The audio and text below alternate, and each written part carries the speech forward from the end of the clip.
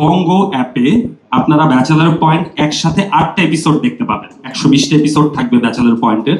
Thank you. ঈদে বঙ্গ ওটিটিতে একসাথে 8টা episode যাবে।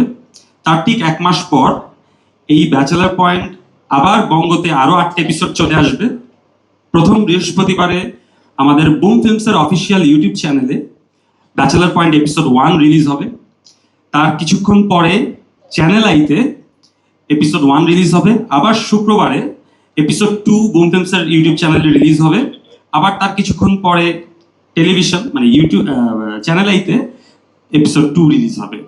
সো যারা একসাথে 8টা এপিসোডের এক্সপিরিয়েন্স নিতে চান তারা ওটিটিতে পে করে দেখবেন।